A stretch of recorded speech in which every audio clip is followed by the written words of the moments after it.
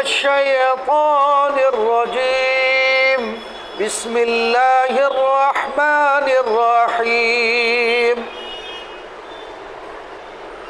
الحج أشهر معلومات فمن فرض فيهن الحج فلا رفث ولا فسوق ولا جدال في الحج وما تفعلوا من خير يعلمه الله وتزودوا فإن خير الزاد التقوى واتقون يا أولي الألباب۔ حج کے چند متعین مہینے ہیں، سو جو شخص ان مہینوں میں اپنے اوپر حج لازم کر لے تو حج کے دوران نہ کوئی فحش بات کرے، نہ کوئی گناہ، نہ کوئی جھگڑا، اور تم جو کوئی نیک کام کرو گے اللہ اسے جان لے گا۔ اور حج کے سفر میں زاد راہ ساتھ لے جایا کرو، کیونکہ بہترین زاد راہ تقویٰ ہے۔ اے عقل والو میری نافرمانی سے ڈرتے رہو۔ اس سے پچھلی آیات میں بتلایا گیا تھا کہ جو کوئی حج یا عمرے کا احرام باندھ لے تو اب اس پر لازم ہے کہ وہ ان احکامات کو پورا کرے، لیکن اگر کسی دشمن کی وجہ سے، کسی بیماری کی وجہ سے یا کسی مجبوری کی وجہ سے بیت اللہ تک نہ پہنچ سکے، روک دیا جائے۔ آپ یہاں سے عمرے کے لیے گئے، دلی پہنچے، معلوم ہوا کہ فلائٹ ہی کینسل ہو گئی، واپس آنا پڑا، تو اب کیا کرنا ہے؟ پچھلی آیات میں ان کے احکامات گزر چکے ہیں۔ اب یہاں پر جن آیات کی تلاوت کی گئی ہے، ان آیات میں بتلایا کہ عمرے کے لیے کوئی مہینہ متعین نہیں، عمرے کے لیے کوئی مہینہ متعین نہیں ہے۔ البتہ حج کے لیے اللہ تبارک و تعالیٰ نے مہینے، دن اور عمل مقرر فرما دیا ہے۔ عمرہ آپ اب بھی کر سکتے ہیں، اس کے بعد والے مہینے میں بھی کر سکتے ہیں، رمضان میں بھی کر سکتے ہیں، شوال میں بھی کر سکتے ہیں، ذی الحجہ میں بھی کیا جا سکتا ہے، لیکن حج جو ہے اس کے اللہ تبارک و تعالیٰ نے مخصوص مہینے رکھے ہیں، یعنی ان مہینوں سے پہلے حج کی نیت سے احرام باندھنا جائز نہیں۔ اسی کو بیان کیا گیا ہے کہ وہ افعال حج ان مخصوص مہینوں میں کیے جائیں گے۔ وہ مخصوص مہینے کون سے ہیں؟ شوال، ذی قعدہ، عشرہ ذی الحجہ۔ شوال سے پہلے کوئی حج کا احرام باندھ کر جائے تو جائز نہیں، بلکہ بعض ائمہ کہا تو وہ حج ہی ادا نہیں ہوگا، اگرچہ احناف کے یہاں مکروہ ہے ایسا کرنا۔ تو حج اگر شوال سے پہلے احرام باندھ لے تو نہیں، احرام کب سے بندھے گا؟ شوال کے مہینے سے حج کا احرام باندھ سکتے ہیں۔ تو شوال کا مہینہ، ذی قعدہ اور عشرہ ذی الحجہ یہ اشہر حج کہلاتے ہیں۔ تو جو شخص ان مہینوں میں احرام حج کی نیت سے باندھ لے یا عمرے کی نیت سے کسی نے احرام باندھ لیا تو اس کی تکمیل لازم۔ حج کی نیت سے جب تم نے احرام باندھ لیا تب اس کی تکمیل تمہارے ذمہ لازم۔ ہم نے گزشتہ بتا دیا تھا حج کی 3 قسمیں ہیں، ایک حج افراد ہوا کرتا ہے، ایک تمتع اور ایک قران ہوا کرتا ہے۔ تو اگر آپ نے حج کی نیت سے احرام باندھا تو اب اللہ تبارک و تعالیٰ نے 3 چیزوں کو ممنوع قرار دے دیا۔ کتنی چیزوں کو؟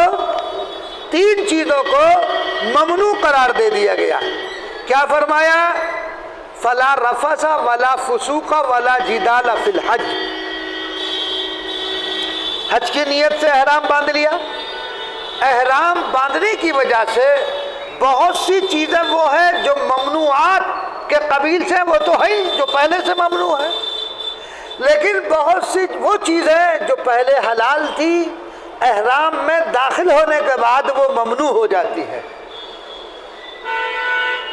تو اللہ تبارک و تعالی نے فرمایا دیکھو جب تم نے ان مقررہ مہینوں میں حج کی نیت سے احرام باندھ لیا، تو جب احرام باندھ لیا تو اب تمہیں 3 چیزوں سے پرہیز کرنا ہے۔ وہ 3 چیزیں کیا ہیں؟ سب سے پہلی چیز اللہ تبارک و تعالی نے بیان فرمائی فلا رفث۔ رفث یہ ایک جامع لفظ ہے، اس میں عورتوں سے اختلاط کرنا، عورتوں سے بے پردہ مباشرت، اپنی نفسانی خواہش کا پورا کرنا، عورتوں کی طرف رغبت کرنا، زبان سے بھی عورتوں کے ساتھ بے حجابی کھلی باتیں کرنا، اس کو رفث کہتے ہیں، یہ ممنوع ہے۔ یہ کیا ہو گیا؟ جب آپ نے حج کی نیت سے احرام باندھ لیا تو اب کیا ہو گیا؟ اور یہ بڑا اہم مسئلہ ہے، اگر کوئی شخص عرفات سے پہلے حج کا احرام باندھنے کے بعد اپنی اہلیہ سے مباشرت کر لے تو اس کا حج فاسد ہو جائے گا، اونٹ اس کو ذبح کرنا پڑے گا اور اس حج کی قضا بھی کرنی پڑے گی۔ یہ اتنا اہم ترین معاملہ ہے، تو اس لیے اللہ نے فرمایا فلا رفث۔ اب رفوث، اب کیا کرنا ہے؟ بیوی سے اختلاط نہیں، زبان سے کھلی باتیں، بے حجابی کی باتیں کرنا بھی ممنوع قرار دے دیا گیا۔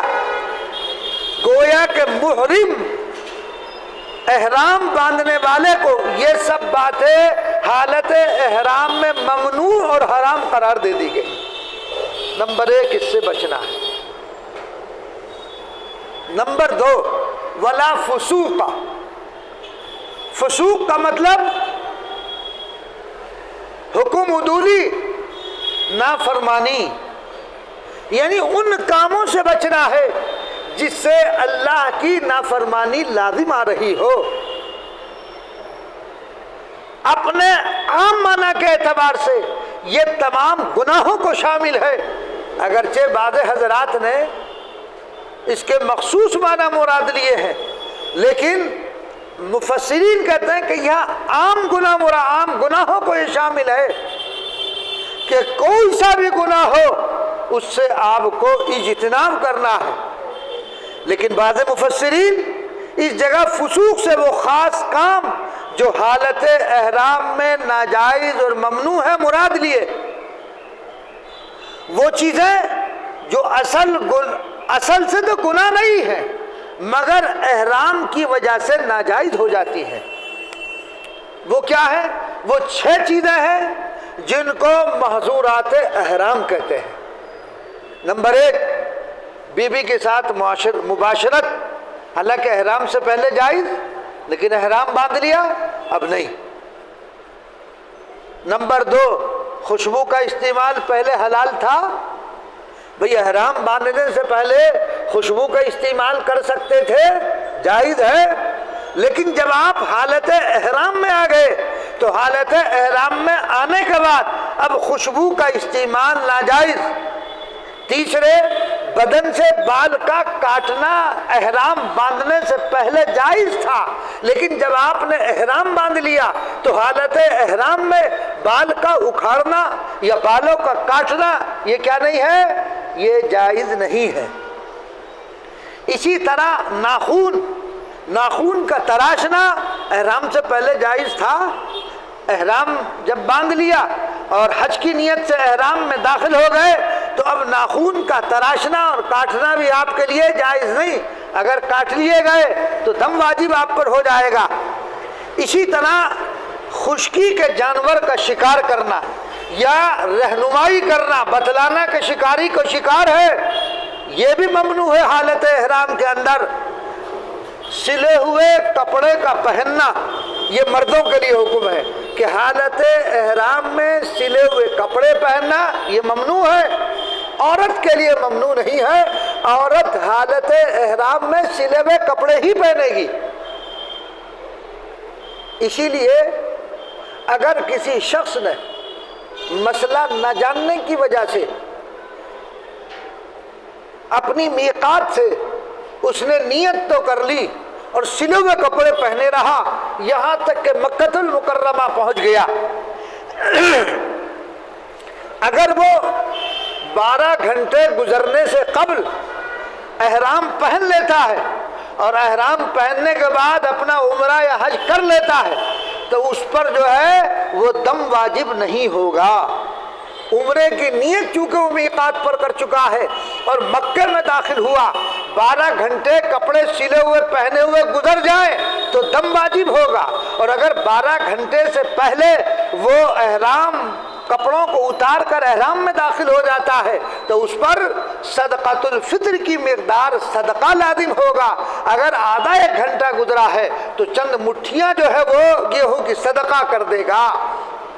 تو سلے ہوئے کپڑے پہننا حالت احرام میں وہ ممنوع ہے۔ اسی طرح اگر کوئی شخص اس کو کچھ ایسی بیماری ہے کہ جس کی وجہ سے اس کے خصیتین اتر جاتے ہوں تو اب اس کے لیے کیا کرتا ہے؟ انڈر ویئر کا وہ استعمال کرتا ہے، تو انڈر ویئر پہنے گا تب بھی دم واجب ہو جائے گا۔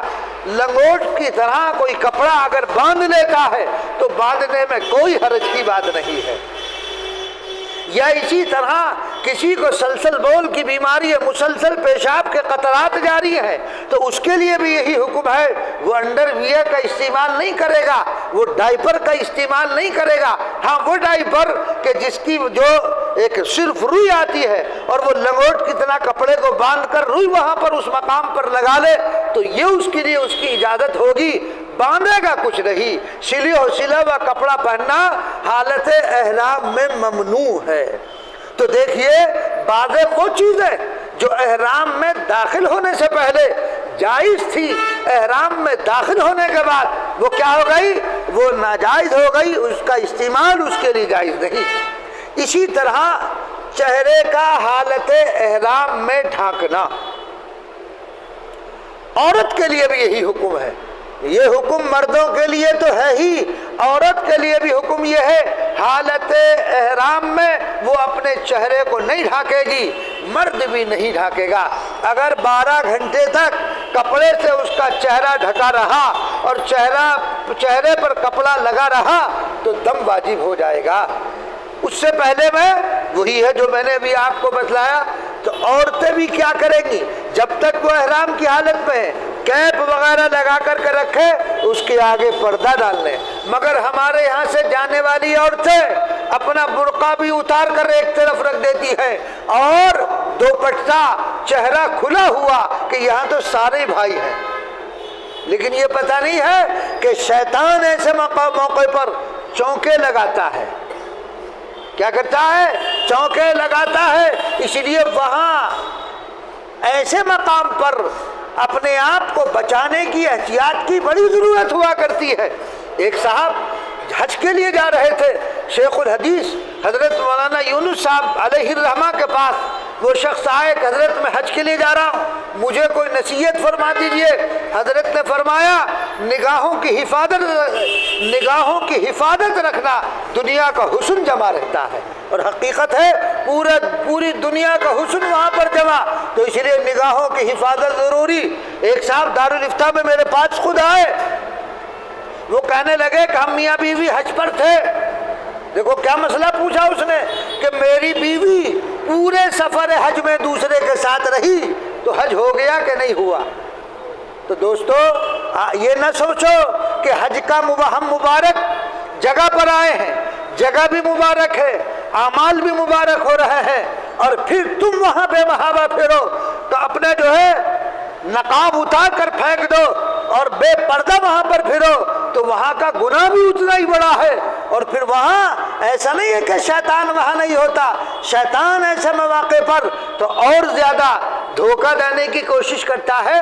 حضرت ابراہیم علیہ السلام کو تو شیطان ہی نے تو دھوکہ دینے کی کوشش کی تھی جب آپ اپنے صاحبزادے کو قربانی کے لیے لے کر جا رہے ہیں، جہاں جمرات ہے اور جہاں حکم دیا گیا کہ یہاں کنکریاں مارو، یہ وہی مقامات ہے جہاں پر شیطان نے ابراہیم علیہ السلام کو بہکانے کی کوشش کی تھی۔ تو وہ تو پیغمبر ہے، شیطان ان کو بہکانے کی کوشش کر رہا ہے۔ ہم اور آپ کس کھیت کی مولی ہے؟ تو شیطان ہمیں بہکائے تو ہم تو بہکائے میں آ جائیں گے۔ نبی کو بہکانے کی وہ کوشش کر رہا، وہ طاقت لگا رہا ہے، نبی اس کے بہکائے میں نہیں آ سکتا، لیکن وہ کوشش تو کر رہا ہے بہکانے کی۔ اور ہم جا کر کے ہم اتنا بڑا، ہمارے پاس وہ تقوی اور طہارت نہیں ہے، ہمارے پاس وہ علم نہیں ہے، ہمارے پاس وہ ورع نہیں ہے کہ ہم وہاں گناہوں سے بچ جائیں، اتنا اعلیٰ درجے کا تقوی ہو۔ تو ہماری عورتیں جانے کے بعد برقع بھی الگ اور اپنا دوپٹہ بھی اتار دیا، بے محابہ پھر رہی ہے، چہرہ کھلا ہوا ہے کہ یہاں تو اللہ کے گھر میں ہے۔ ارے اللہ کے گھر میں وہاں زیادہ احتیاط کی ضرورت ہے۔ تو اس لیے چہرہ ڈھانک کر رکھنا ہے، کپڑا چہرے پر نہ لگے، یہ تو چہرہ کپڑے پر نہ لگے، کپڑا جو ہے چہرے پر نہ لگے، اس کا اہتمام کرنا ہے حالت احرام میں۔ تو اللہ تبارک و تعالیٰ نے کیا فرمایا؟ ولا فسوقا۔ تو ہم نے بتایا کہ دیکھیے فسوق کا مطلب مفسرین یہ فرماتے ہیں کہ عام گناہ، تمام گناہ اس میں شامل ہے، لیکن بعض مفسرین نے بالخصوص عبداللہ ابن عمر رضی اللہ تعالیٰ اس کی تفسیر میں یہ فرماتے ہیں کہ یہ 6 احکام بالخصوص اس کے اندر داخل ہیں جن کو ہم نے بالترتیب بیان فرمایا کہ مباشرت، اس کے تمام تعلقات سے بچنا، خوشبو کا استعمال نہ کرنا، بدن سے بال یا ناخن کا نہ کاٹنا، اور بری یعنی خشکی کہ جانوروں کا شکار کرنا، سلے ہوئے کپڑے نہ پہننا، یہ تفسیر کی ہے عبداللہ ابن عمر رضی اللہ تعالیٰ نے جو اس کی تفسیر کی ہے وہ یہ۔ تو بعض اکثر مفسرین کہتے ہیں کہ تمام گناہ اس کے اندر شامل ہے، فسوق کے اندر، تو گناہوں سے بچنا ہے۔ جب احرام حج کا باندھ لیا اب آپ کو گناہ نہیں کرنا ہے نا۔ تو کیا فرمایا؟ ولا فسوقا، حکم عدولی نہیں کرنی ہے، نافرمانی نہیں کرنی ہے وہاں جانے کے بعد، ہر قسم کی نافرمانی سے بچنا۔ تو 2 بات ہو گئی، 3 چیزوں سے منع کیا گیا تھا۔ جب تم نے حج کا احرام باندھ لیا تو اب کیا کرنا ہے؟ رفث نہیں کرنا ہے، فسوق نہیں کرنا ہے، حکم عدولی نہیں کرنی ہے۔ اور تیسری چیز ولا جدال فی الحج، جدال سے بچنا ہے۔ جدال کے معنی لڑائی جھگڑے کے آتے ہیں، تکرار کے آتے ہیں۔ جدال در حقیقت کہتے ہیں سخت قسم کے نزاع کو، سخت قسم کے جھگڑے کو جدال سے تعبیر کیا جاتا ہے۔ تو باہم لڑائی کرنا، جھگڑا کرنا، تو فسق و گناہ تو ہر جگہ ہر حال میں مذموم ہے، برا ہے، لیکن خاص حالت احرام میں اور زیادہ ممنوع۔ فسق و فجور یوں تو عام حالات میں تو ممنوع ہے ہی، لیکن خاص طور پر اللہ تبارک و تعالیٰ یہاں بیان فرما رہے ہیں کہ جب تم نے حج کی نیت سے احرام باندھ لیا، فمن فرض فیہن الحج، تو جب تم کیا ہو گئے؟ حج میں داخل ہو گئے، حج کے احرام باندھ کر اپنے اوپر تم نے حج کو لازم کر لیا، تو رفث سے بھی بچنا ہے، فسق و فجور سے بھی بچنا ہے۔ تو یہ جو کام ہے پہلے بھی منع ہے، خاص طور سے فسق و فجور حالت احرام میں بھی ممنوع ہے، لیکن حالت احرام میں اس کا گناہ اور زیادہ شدید ہو جاتا ہے۔ سفر حج میں رفقا، دوسرے لوگوں سے بعض مرتبہ سفر میں کچھ احباب ایسے ہو جاتے ہیں، مزاج کی ہم آہنگی کا نہ ہونا، مزاج کا نہ ملنا، ایسے بھی مل جاتے ہیں۔ تو اب آپ کو کیا کرنا ہے؟ ان کو برداشت کرنا ہے، یہ تجربہ ہے جو لوگ جا چکے ہیں۔ مکہ المکرمہ میں آدمی کو غصہ آتا ہے، آدمی کو وہ اس سرزمین کے کچھ اثرات ہیں، آج بھی وہ اثرات ہیں کہ وہاں انسان کو غصہ آتا ہے، طیش آتا ہے، لڑنے کے لیے ایک دوسرے سے تیار ہو جاتا ہے۔ اللہ تبارک و تعالیٰ تو علیم اور حکیم ہے، خبیر بھی ہے، سب کچھ جانتے ہیں، تو اللہ کو معلوم ہے کہ اس سرزمین پر پہنچنے کے بعد انسان جھگڑا کرے گا، کچھ اثرات اس زمین کے ایسے ہیں، تو اللہ نے پہلے ہی قدغن لگا دیا، پابندی لگا دی گئی، وَلَا جِدَالَ فِي الْحَجِّ، جھگڑا مت کرنا۔ آپ کو حیرت ہوگی، یہ سن 2005 کا واقعہ ہے، ہم لوگ حج پر تھے، تو یہ سہارنپور کے کچھ ساتھی تھے، ان میں روزانہ جھگڑا، ہم دوسرے کمرے میں تھے، دوسری بلڈنگ میں تھے، تو بہرحال پتہ تو چل ہی جاتا، ملاقاتیں روز ہوتی تھی۔ میں نے کہا بھائی یہ جھگڑا کیوں کر رہے ہیں بھائی، تم یہاں کس مقصد سے آئے ہو؟ روزانہ جھگڑا، اب جھگڑا بھی سنو کس بات پر، جھگڑا بھی کس بات پر، کھانے پینے پر۔ ایک صاحب تو جھگڑ رہے تھے اس بات پر، بھئی وہ مشترکہ کھانا ہوتا تھا، کھانا مشترکہ طور پر، بھئی جتنا بھی خرچ ہو، ہم 10 آدمی ہیں مثلاً، تو آپس میں کیا ہے، جو بھی خرچہ ہوگا سب آپس میں تقسیم کر لیں گے۔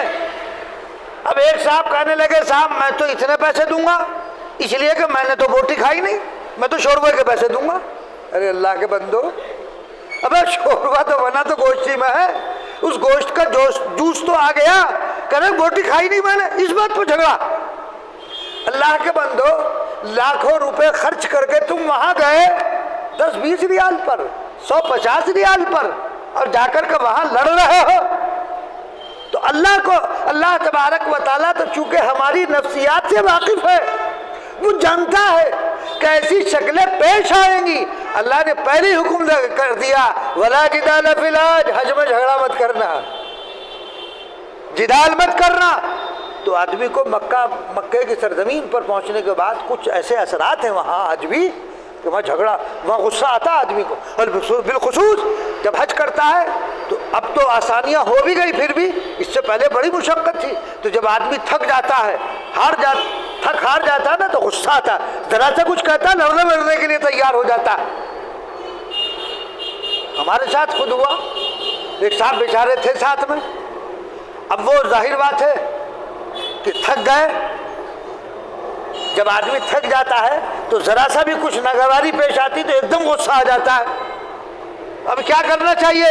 دوسرے ساتھی کو برداشت کرنا چاہیے کہ چلو بھائی یہ غصہ کر رہا ہے تو مجھے تو نہیں کرنا چاہیے، تو اور اگر وہ بھی غصہ کرنے لگا تو پھر لڑائی تو تیار ہے، لڑائی ہونے میں کچھ دیر نہیں لگتی ہے۔ تو اس لیے اس مقام پر جانے کے بعد غصہ آئے، دوسرے ساتھی کو چاہیے پی جائے، معاف کر دے۔ اب تو بڑی آسانیاں ہو گئی، لیکن اس آسانی کے باوجود آج بھی سفر حج میں مشقتیں ہیں، پر مشقت سفر آج بھی ہے، غصہ آدمی کو آتا ہی ہے۔ تو اس لیے اللہ نے پہلے ہی فرما دیا جدال مت کرنا، لڑائی جھگڑے مت کرنا۔ جگہ پر لڑ پڑیں گے، مینا میں پہنچے، اور مینا میں پہنچنے کے بعد وہ جگہ پہ لڑ رہے ہیں، وہ گدوں پہ لڑ رہے ہیں، بھئی یہ گدا میرا، ارے سارے گدے ایک دوسرے کے استعمال کر لو، کئے دن رہنا ہے یہاں؟ ارے 3 دن تو رہنا ہے۔ 3 دن کہے کے لیے لڑ رہے ہو؟ کھانے پر لڑ رہے، وہ کھانا آ رہا وہ بھاگ رہا، اس کے لیے دوڑ رہا، وہ چھینا جھپٹی ہو رہی ہے۔ ارے اللہ کے بندو، صبر سے کام لے لو۔ خود میں نے دیکھا کہ وہ کھانا آیا ایسے دوڑ رہے جیسے کہ نہ معلوم کئی مہینے کے بھوکے ہوں۔ ارے یہاں بیٹھو، اللہ سے مانگو، اللہ دے گا، اور اس نے تو انتظام کر رکھا، تمہاری خدمت کے لیے بندوں کو لگا رکھا ہے۔ شکر کرو اس رب کا کہ بہترین کھانے تمہیں مل رہے ہیں، پھر بھی جھگڑا کر رہے ہو، جگہ پر لڑ رہے ہو، جگہ کی تنگی پر، اس بات پر لڑ رہے ہو کہ میرا تکیہ کیوں استعمال کر لیا، میری چادر کیوں استعمال کر لی۔ ارے یہ تو میری کوئی دوسرا ساتھی آ کر لے، چل بھائی کھڑا ہو یہاں سے میری جگہ سے۔ ارے ایثار کا جذبہ ہونا چاہیے، ایک دوسرے سے ایثار کا جذبہ ایک دوسرے کے لیے ہونا چاہیے۔ لیکن نہ معلوم عجیب، بعض لوگ تو بڑے عجیب قسم کے ہوتا ہے، لڑنے بڑھنے کے لیے تیار، گالم گلوچ پر۔ ایسا بھی ہوا کہ کچھ قریشی تھے، وہ تو گالی پر اتر آئے، گالم گلوچ پر، کھانے پر۔ کہ جی وہ ہمیں کھانا نہیں ملا۔ ارے بھائی نہیں ملا تو صبر کر لو، نہ کھاؤ گے تو ایک وقت کا مر جاؤ گے۔ گالم گلوچ اتر آئے۔ مینا کی سرزمین پر جو نیکیاں کرنے کی جگہ ہے، وہاں گالم گلوچ۔ اجی ایک میں تو گتم گتا ہو گئی، سوت لی آستینیں اور لڑنے کے لیے تیار۔ میں نے کہا بھائی جنگ کا میدان تیار ہے۔ عجیب حال ہوتا ہے لوگوں کا، یعنی برداشت کا مادہ ہے ہی نہیں۔ تو ایسے مقام پر جانے کے بعد انسان کے اندر مادہ ہونا چاہیے، جذب کا، برداشت کرنے کا۔ پہلوان تو اسے کہا گیا ہے، پہلوان وہ نہیں ہے جو اکھاڑے میں پہلوان کو پچھاڑ دے، پہلوان وہ ہے جو نفس کو پچھاڑ دے۔ بڑے موذی کو مارا، نفس امارہ کو گر مارا، شیر نر مارا تو کیا مارا، بڑے موذی کو مارا، نفس امارہ کو گر مارا۔ شیر کو پچھاڑ دینا کمال نہیں ہے، اب سے اپنے نفس کو پچھاڑ دینا یہ ہے کمال کی بات۔ کمال کی بات یہ نہیں ہے کہ آپ جو ہے شیر کو مار دیا، بہادر نہیں، جو تمہارا نفس تمہارے ساتھ لگا ہوا ہے اس کو پچھاڑ دو تو تم جو ہے بہادر ہو، تم پہلوان ہو۔ تو پہلوان کو ہے کون ہے؟ جو اپنے نفس کو پچھاڑ دے۔ تو اس لیے وہ موقع ایسا ہوتا ہے، وہ سرزمین ایسی ہوتی ہے کہ برداشت کرو۔ جو برداشت کر گیا سمجھو کامیاب ہو گیا، اور جو لڑنے پر اتر آیا اپنے سفر کے جو فضائل ہیں، جو اجر ہے، اس کو وہ ضائع کر رہا ہے۔ تو بہرحال اللہ نے کیا فرمایا؟ ولا جدال فی الحج، جھگڑا مت کرنا۔ اور آگے اللہ تبارک و تعالیٰ ایک بات اور ارشاد فرمائے، وما تفعلوا من خیر یعلمہ اللہ، اور جو نیک کام کرو گے خدا تعالیٰ کو اس کی اطلاع ہوتی ہے، اللہ کو معلوم ہے۔ جو بھی تم وہاں نیک کام کرو گے، ایسا نہیں کہ اللہ بے خبر ہے، اللہ کو سب کچھ معلوم ہے جو کچھ تم کر رہے ہو۔ اس لیے وہاں جانے کے بعد نیکیوں میں لگ جاؤ، نماز میں لگ جاؤ، قرآن کی تلاوت میں لگ جاؤ، گپاسٹنگ مت کرو، منڈلیاں مت جماؤ۔ ایسے بھی لوگ ہم نے دیکھے، خود بیٹھے ہوئے بات چیت چل رہی، گھنٹے ہو گئے، ناشتے ہو رہے ہیں۔ ارے اللہ کے بندو، یہاں کہیں کے لیے آئے؟ اس مقصد کے لیے تو وہاں بھی تھے، تم انڈیا میں بھی کھانا پینا کر سکتے تھے، مجلسیں وہاں بھی لگا سکتے تھے۔ یہاں جس مقصد کے لیے آئے ہو اس مقصد میں لگو، تو جو نیک کام تم کرو گے اللہ کو سب معلوم ہے۔ اور فرمایا وَتَزَوَّدُوا فَإِنَّ خَيْرَ الزَّادِ التَّقْوَىٰ۔ دیکھو اللہ کیسا حکیم ہے، بندوں پر کیسا مہربان ہے۔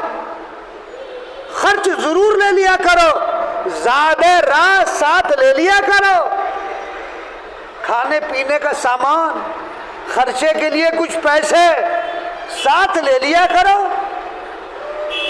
ایسا نہ ہو کچھ نہ لیا، وہ بھیک مانگتے پھر رہے ہو کہ جی ہمارے پاس تو کچھ ہے نہیں، ختم ہو گیا، بھیک مانگ رہے۔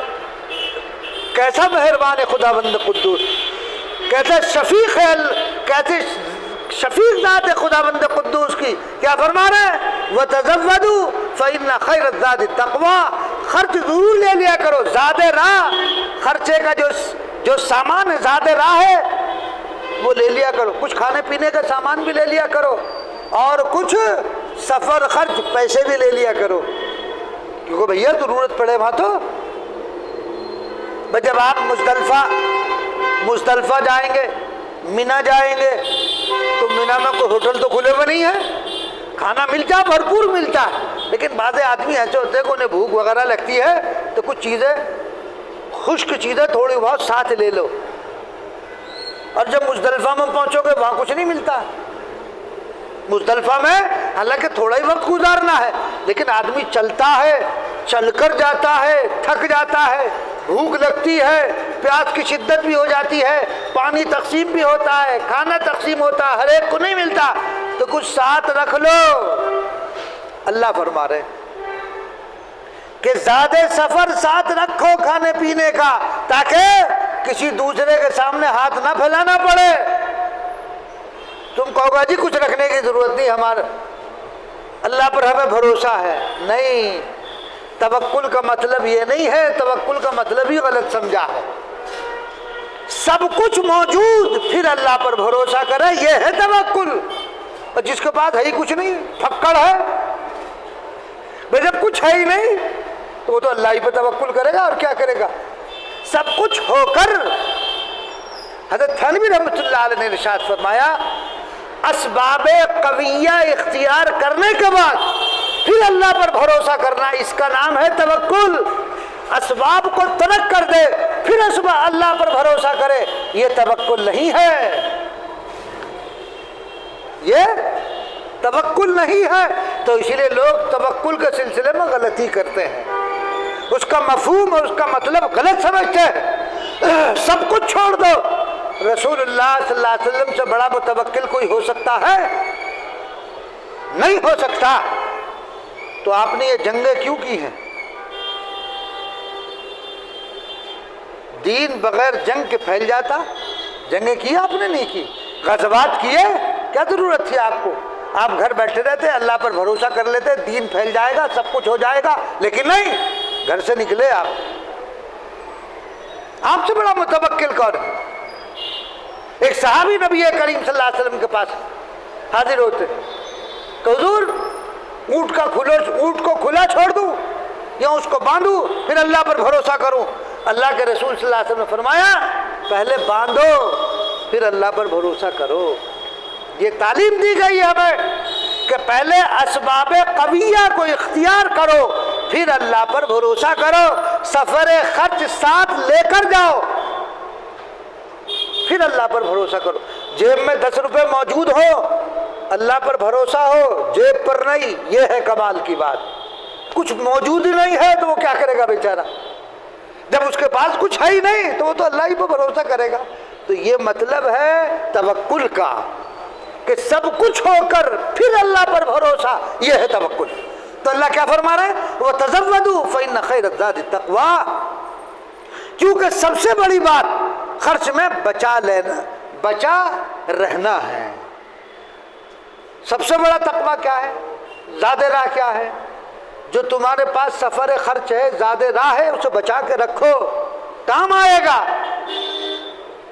ایسا نہیں کہ تم چھوڑ دو سب کچھ خرچ کر دو اور پھر کہو کہ ہمیں تو اللہ پر توکل ہے۔ صحابہ جیسا توکل تو ہو نہیں سکتا ہے۔ اللہ کے رسول صلی اللہ علیہ وسلم کے پاس ایک صحابی آئے کہ اللہ کے رسول میں سب کچھ اللہ کے راستے میں دینا چاہتا ہوں۔ آپ نے فرمایا آدھا گھر والوں کو لے۔ یہ آپ نے تو یہ تعلیم دی ہے، یہ تعلیم دی آپ نے، کیونکہ سب کچھ دے دیا، پھر رہا گھر والوں کو بھی تو حقوق ہے، بیوی اور بچوں کو بھی حقوق ہے، اب مانگتا پھر رہا۔ بس کس نے کہا تھا؟ یہ کوئی اجر کی بات نہیں ہے، ثواب نہیں ہے اس میں کوئی کہ سارا جو ہے آپ لٹا دو، اور جن کے حقوق تم سے وابستہ ہیں ان کو در در بھٹکتا ہوا چھوڑ دو، اس کی اجازت ہماری شریعت نہیں دیتی۔ تو تم گداگری کرتے پھرو، مانگتے پھرو، سوال کرتے پھرو، شریعت اس کی اجازت نہیں دیتی۔ وَاتَّقُونِ يَا أُولِي الْأَلْبَابِ، اور اللہ تعالیٰ فرما رہے ہیں اے عقل والو، اے ذی عقل لوگو، مجھ سے ڈرتے رہو۔ کام کرو لیکن میرے سے ڈرتے رہو۔ کوئی کام ایسا نہ کرو کہ کل قیامت میں تمہاری گرفت ہو جائے، تم اللہ کی پکڑ میں آ جاؤ۔ کوئی کام ایسا مت کرنا، ڈرتے رہو۔ میں تمہارا رب ہوں، تمہارے اعمال پر گرفت کرنے کی طاقت رکھتا ہوں، تمہیں سزا دینے پر طاقت رکھتا ہوں، لہذا اللہ سے ڈرتے رہو۔ کوئی کام ایسا مت کرنا جو شریعت کے خلاف ہو، جو اللہ کے حکموں کے خلاف ہو۔ اللہ تبارک و تعالیٰ کے حکموں کی تابع داری کرتے رہنا۔ اللہ تبارک و تعالیٰ ہم سب کو عمل کرنے کی توفیق عنایت فرمائے۔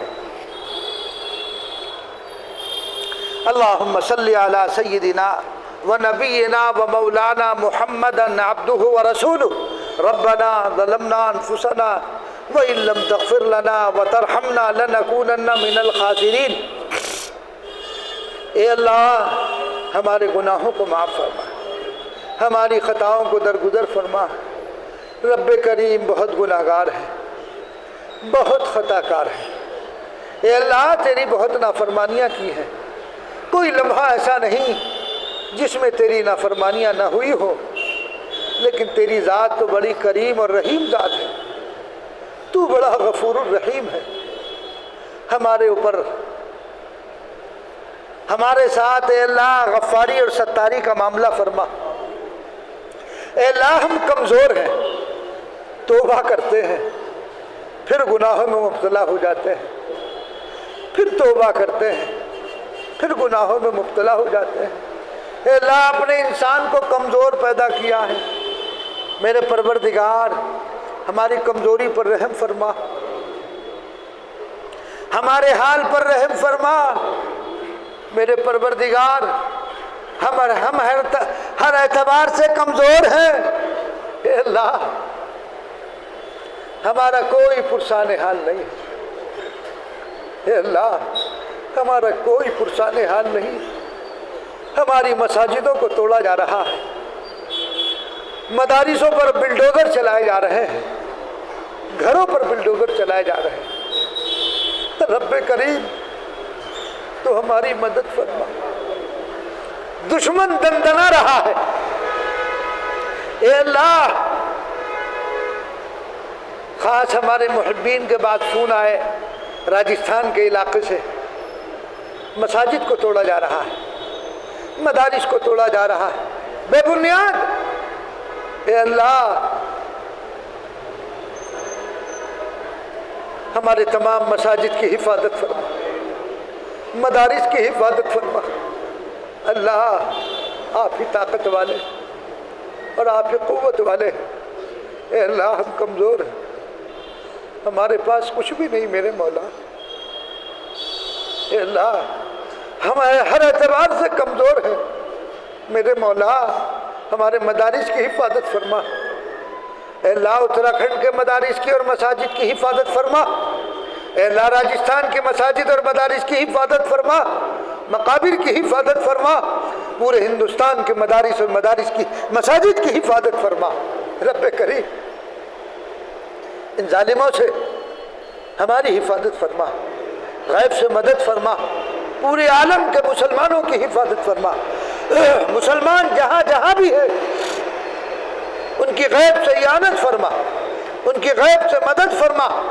رب کریم کوئی نہیں ہمارا سوائے آپ کے، اے اللہ آپ ہی بدلہ لے لیجئے، آپ ہی بدلہ لے لیجئے۔ ہم تو کمزور ہو چکے ہیں، اپنی بدامانیوں کی وجہ سے ہم نے اپنے آپ کو کمزور کر لیا ہے۔ میرے مولا رات دن تیری نافرمانی میں مبتلا، تیری حبیب کی سنتوں کی خلاف ورزی ہے، اے اللہ تو اپنی گرفت سے ہماری حفاظت فرما، ظالموں سے محفوظ فرما، ظالموں کے ظلم سے، شریوں کے شر سے، بددینوں کی بددینی سے ہماری اور ہماری نسلوں کی حفاظت فرما، اور ہمارے ملک میں بھی بالخصوص امن و امان کا معاملہ فرما، عافیت کا معاملہ فرما۔ اے اللہ ہمیں جب تک زندہ رکھیے ایمان پر قائم رکھ، اے اللہ ایمان پر قائم رکھ۔ اس وقت باطل دندنا رہا ہے، باطل ہوائیں تیزی پر ہے، اے اللہ باطل افکار سے، باطل نظریات سے ہماری اور ہماری آنے والی نسلوں کی حفاظت فرما، دین پر مرتے وقت تک استقامت نصیب فرما، اور دین ہی پر ہمارا خاتمہ نصیب فرما۔ اے اللہ سب سے بڑی دولت دین ہے، اسی پر ہمارا خاتمہ فرمائیے گا، اسی پر ہمیں جب تک زندہ رہیں جمائے رکھیے گا۔ اے اللہ ہماری مدد فرما، نصرت فرما، غیب سے اعانت فرما، ہمیں سنت و شریعت کے مطابق زندگی گزارنے کی توفیق عنایت فرما، ہر برائی سے حفاظت فرما۔ اے اللہ تو ہمیں اپنا بنا لے، اپنا بنا لے، غیروں کی محبت ہمارے قلوب سے نکال کر اپنی محبت اڈیل دے، اپنی معرفت کی دولت سے مالا مال فرما دے۔ الہ العالمین ہم قصوروار ہیں، یقیناً خطا کار ہیں، بہت گناہ کیے ہیں ہم نے۔ اللہ رات کی تاریکیوں میں، دن کے اجالوں میں تیری نافرمانیاں کی، کوئی لمحہ بھی تو ایسا نہیں جس میں تیری نافرمانی نہ ہوئی ہو۔ اپنے گناہوں کا اقرار اور اقبال کرتے ہیں، مجرم ہے معاف فرما دیجئے مولا، اے میرے مولا معاف فرما دیجئے۔ جتنے حضرات یہاں پر موجود ہیں یا جہاں تک میری آواز پہنچ